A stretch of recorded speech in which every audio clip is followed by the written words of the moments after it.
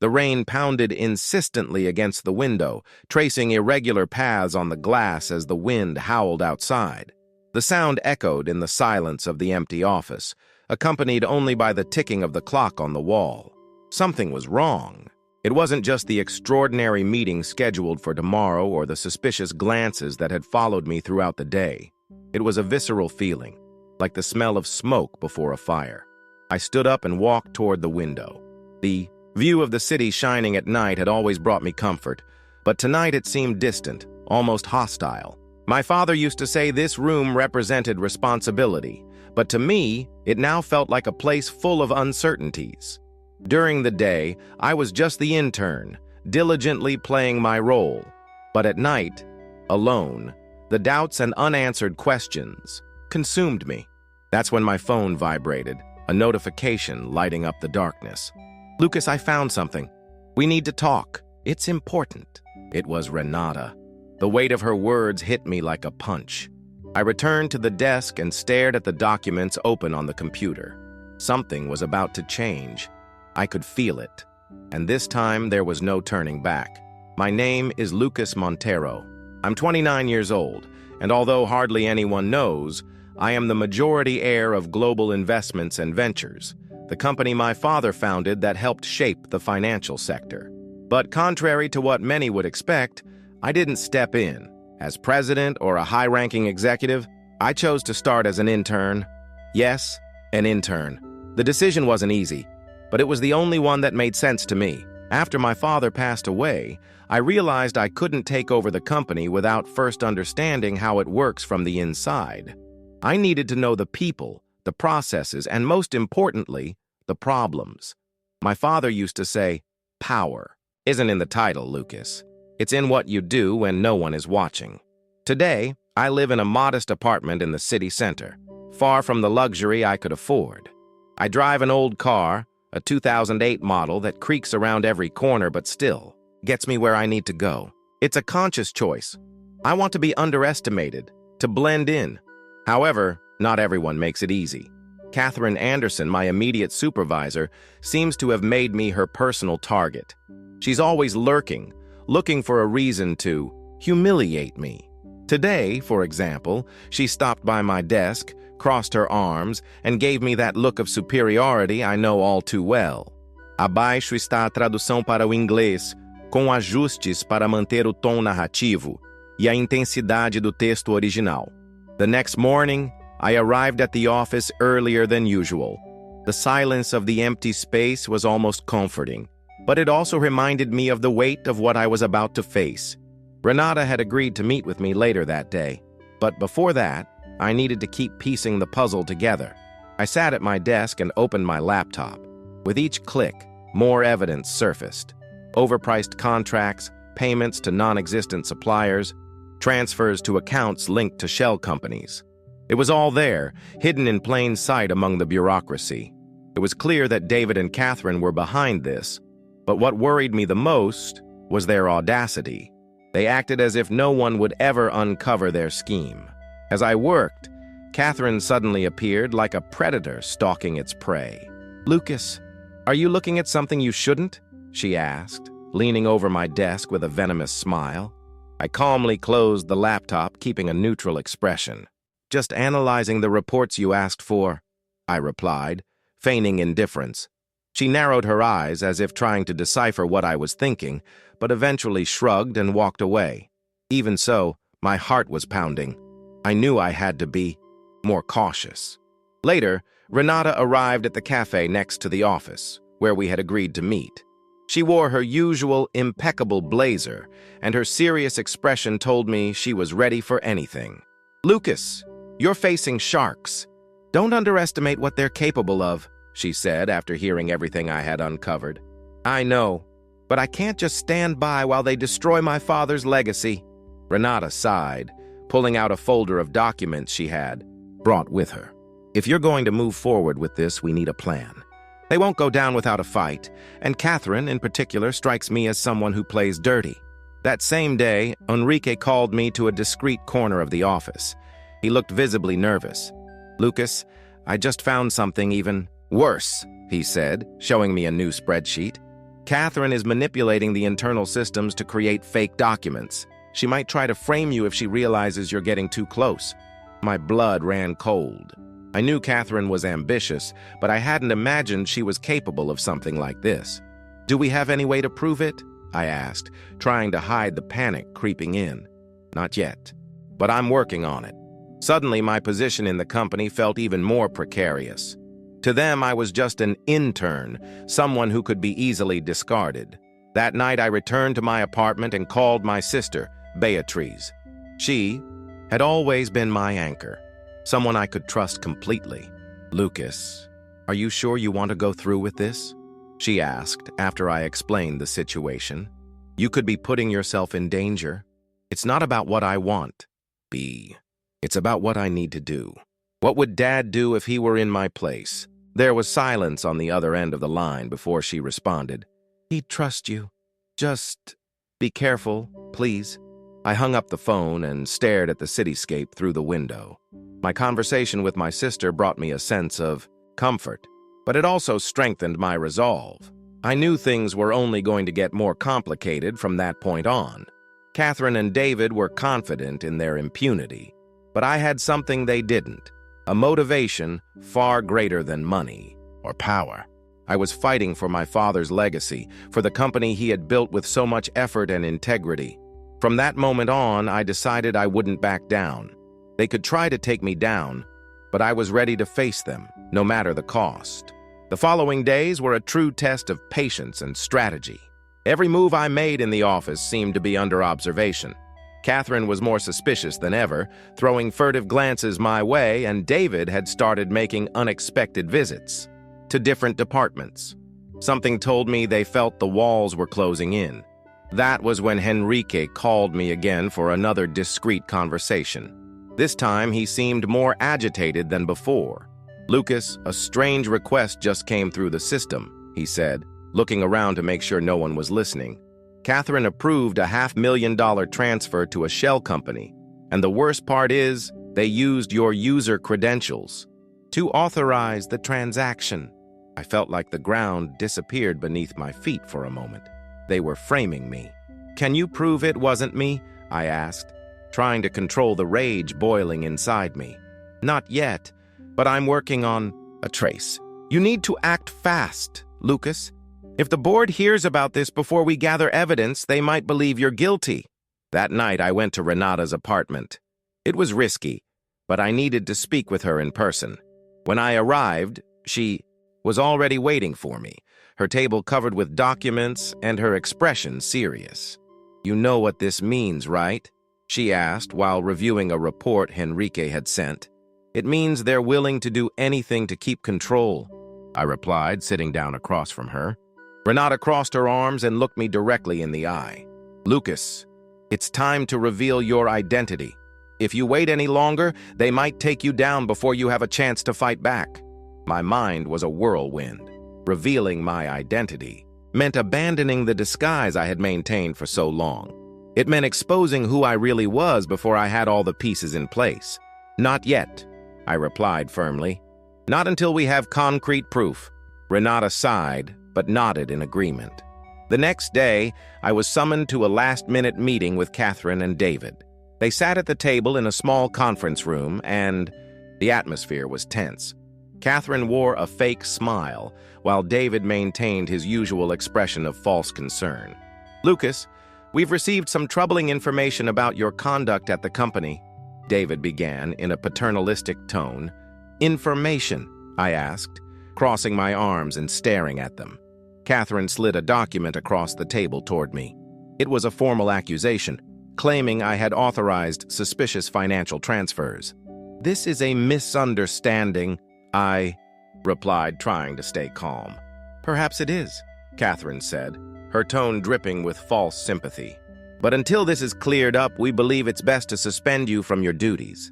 I went home that day with a mix of anger and frustration. They had played their first card, and now it was my turn to respond. I called Beatrice, my sister, and explained what had happened. "Lucas, maybe Renata is right.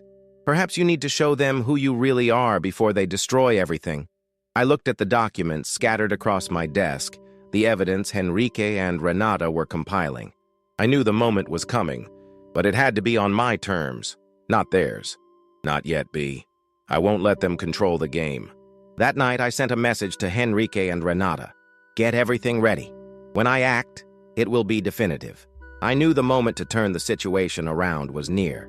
They thought they had won, but they were about to find out they had underestimated the intern. The days following my suspension were the hardest so far. I felt like a boxer in the corner of the ring, waiting for the next round of blows. But at the same time, I knew I couldn't let myself be defeated. Catherine and David might have removed me from the office, but they hadn't taken away my determination.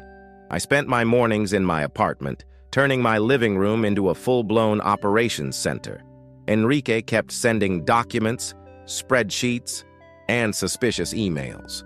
Renata came by daily to plan the next steps with me, and even Beatrice showed up one day, bringing food and making sure I didn't forget to eat amidst the chaos. "You look like an obsessed detective," she said as she placed a plate of food in front of me. "Maybe that's what I need to be right now," I replied, not taking my eyes off the monitor. There were moments when I questioned whether I was doing the right thing. Would my father have acted this way? Would he have risked so much to expose these people? But whenever those doubts arose, I reminded myself of what was at stake: his legacy, the company's future, and the trust of the employees who believed in something bigger. One night, as I reviewed yet another report, I found something that made me stop. It was an old contract, signed by Catherine, detailing a partnership with a company that had already been investigated for money laundering. This was more than fraud. It was a crime. "This is it," I said aloud, catching Renata's attention as she sat on the couch organizing documents. She came over, took the contract, and analyzed it. "This could be the missing piece," she said with a determined smile. With the evidence piling up, we knew it was time to act. Renata suggested we schedule an extraordinary meeting with the board of directors. It would be risky, but it was the only way to expose Catherine and David at the same time. "And your identity?" Renata asked as we discussed the strategy. "I'll reveal it when necessary," I replied, "but only when we're fully prepared." Henrique, on his part, managed to trace the fraudulent transfer that had been pinned on me. He found records proving that the system access had been manipulated by Catherine. This was crucial. "Are you sure you want to confront them all at once?" Henrique asked when he came to my apartment to show me the evidence. "I don't have a choice," I replied. "They've already shown they won't stop until they take me down." That night, I sent emails to all the board members, requesting the extraordinary meeting. I didn't mention the exact reason, only that it was of extreme importance and involved the company's integrity. Before going to bed, I sat on the apartment balcony, looking out at the city lights. I thought about my father and everything he had built. I thought about the moments when he told me that honesty was a man's greatest asset. "I'm going to do this for you, Dad," I thought, feeling a mix of anxiety and determination. I knew the meeting would be the decisive moment. Catherine and David thought they had won, but they didn't know the game was about to change completely. The day of the extraordinary meeting had arrived. I woke up early, though I didn't even need the alarm clock. I had spent the night wide awake, mentally going over every detail of what needed to be done. Renata arrived at my apartment at 7 in the morning, carrying a folder full of documents and a serious expression. "Are you ready for this?" she asked, handing me a coffee she had picked up on her way. "As ready as I can be," I replied, trying to hide the weight I felt on my shoulders. We went to the company together, but the atmosphere felt different. People in the hallways gave me strange looks, whispering amongst themselves. Catherine and David had spread rumors about my inappropriate conduct, and I knew many already saw me as guilty. I entered the meeting room with Renata by my side. All the board members were already there, including Catherine and David, who looked comfortably confident. Catherine wore that cynical smile on her face, as if she already knew how this would end. "Lucas, it's good to see you," David said in a paternalistic tone that irritated me deeply. "This meeting was called at my request, so thank you for coming," I responded, looking at each person in the room. I took a deep breath and began the presentation. Henrique had prepared a series of slides showcasing the evidence we had gathered. Fraudulent contracts, suspicious transfers, forged documents. Each piece of evidence was presented with calculated calm as I explained how Catherine and David had been using the company to enrich themselves at the expense of Global Investments and Ventures assets. "This is absurd," Catherine interrupted, standing up from her chair. "These accusations are ridiculous." "All the evidence is here," I replied, pointing to the documents on the screen. "And if that's not enough, Enrique traced the transfers they tried to pin on me." David began to lose his composure but tried to remain calm. "Lucas, you're just an intern. You have no idea what you're talking about." That was the moment I decided to drop the bomb. "No, David. I'm Lucas Montero, majority heir of Global Investments and Ventures, and as of this moment, I'm no longer just a bystander." The room fell completely silent. The shock on Catherine and David's faces was almost comical, but I knew I wasn't done yet. Renata stood up and distributed copies of the documents to each board member. "Everything Lucas has said is documented here. This evidence is more than enough to initiate an official investigation." Catherine tried to argue, but her voice began to tremble. David, on the other hand, seemed frozen. "You have no idea what you're doing!" Catherine shouted, but at that moment, no one was listening anymore. The board members began murmuring among themselves, and it became clear that things were not going well for the two of them. As the meeting continued, I felt a mix of relief and sadness. I had managed to expose the truth, but I knew this would mark the end of a dark chapter for the company. My father had always believed in integrity, and I hoped that wherever he was, he would feel proud. When the meeting ended, Catherine and David were officially removed from their positions, and an internal investigation was launched. I walked out of the meeting room with Renata by my side, feeling the weight finally beginning to lift off my shoulders. But I knew there was still work to be done. The days following the meeting were intense. Catherine and David had been removed, but the damage they caused still needed to be repaired. The company was in crisis, and the board demanded swift answers. For the first time, there were no disguises. I was Lucas Montero, heir to Global Investments and Ventures, and now everyone knew it. The morning after the meeting, I received an email summoning me to another meeting with the board. I didn't know what to expect, but I was ready to face whatever came my way. When I entered the room, I felt everyone's eyes on me. Some were evaluating, others seemed curious. Eduardo, the chairman of the board, was the first to speak. "Lucas, you made a brave decision yesterday. But now we need to know, what's your plan to fix what's been done?" I took a deep breath and looked at everyone at the table. "My plan is simple: transparency and accountability. We're going to audit every area of the company, review contracts, and restructure processes to ensure no gaps can ever be exploited again. I want Global Investments to become a market leader in integrity." Murmurs began, but Eduardo raised his hand to silence them. "It's ambitious, Lucas, but it seems you've inherited your father's spirit. We'll give you a chance." Officially stepping into a leadership role was a bigger challenge than I had imagined. The responsibilities were enormous, and the weight of expectations followed me with every decision. Enrique was promoted to head of auditing, and Renata became my direct advisor. Catherine and David, on the other hand, were being investigated by the authorities. With each new discovery, it became clear that their scheme was larger than we had imagined. Not only had they diverted funds, but they had also used the company to finance personal, shady interests. Not everyone in the company was on my side. Some employees saw my rise as a stroke of luck, while others still believed the rumors Catherine had spread before being removed. "He's only here because he's the owner's son," I overheard someone say in the hallway. Those words irritated me, but they also motivated me. I needed to prove that I wasn't there just because of my last name, but because of my own merit.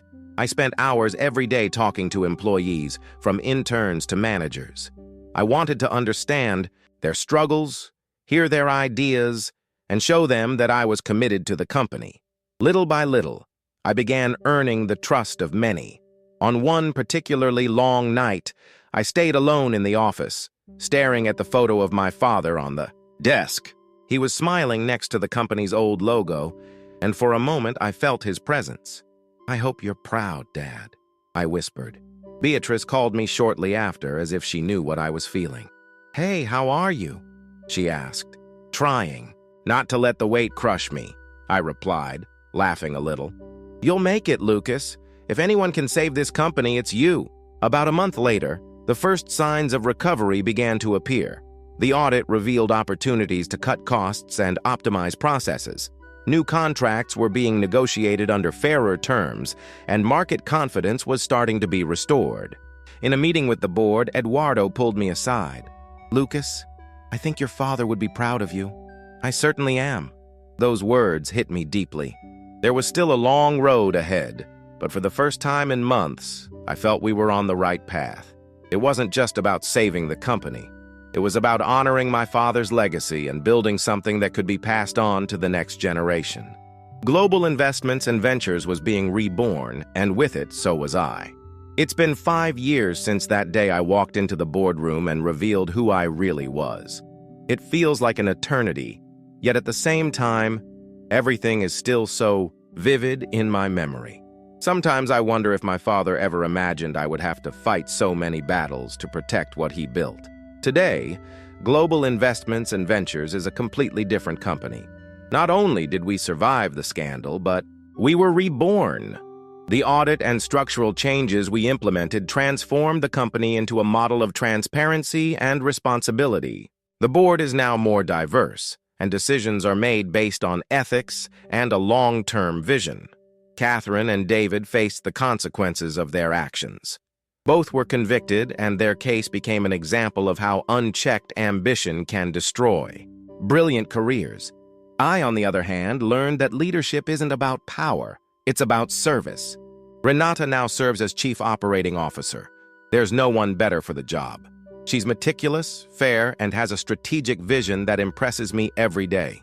Henrique is still in auditing, but also leads an internal compliance program, ensuring that we never face the same issues again. He often jokes that he's more paranoid than ever now, but I know it's that attention to detail that keeps the company on the right path. Beatrice and I, well, things evolved between us. She was always my safe harbor, my voice of reason. I don't know if I could have overcome everything without her. Today we're more than friends. We share not only the difficult moments, but also our dreams. And now, a life together. Looking back, I see how much I've grown. At first, I was just a young man trying to figure out who I was, carrying the weight of a legacy that seemed bigger than me. But along the way, I realized that my father didn't just leave me a company. He left me values, a moral compass that guided me when everything seemed lost. I learned that honesty is a fundamental pillar, but also that no one achieves anything alone. Surrounding myself with people I could trust was what saved me. And that's a lesson I carry into every area of my life. On the 50th anniversary of Global Investments, we held an event to celebrate the company's history. I stepped onto the stage to give a speech, with all the employees and partners present. As I spoke, I looked out at the auditorium and saw faces, filled with hope and pride. "This company isn't just a business," I said, pausing to keep my emotions in check. "It's a legacy. Not the legacy of one person, but of an ideal." My father believed that success comes from doing what's right even when it's hard. And today, as I look at all of you, I can proudly say that we are fulfilling that vision. As the applause echoed, I felt a sense of calm I hadn't felt in a long time. It wasn't the end of the journey, it was just a new beginning.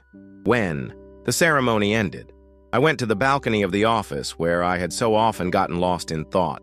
The city sparkled before me, and the wind carried a freshness that seemed to promise better days ahead. "We did it, Dad," I whispered, looking up at the sky. And for the first time in a long while, I felt like he was there with me, smiling.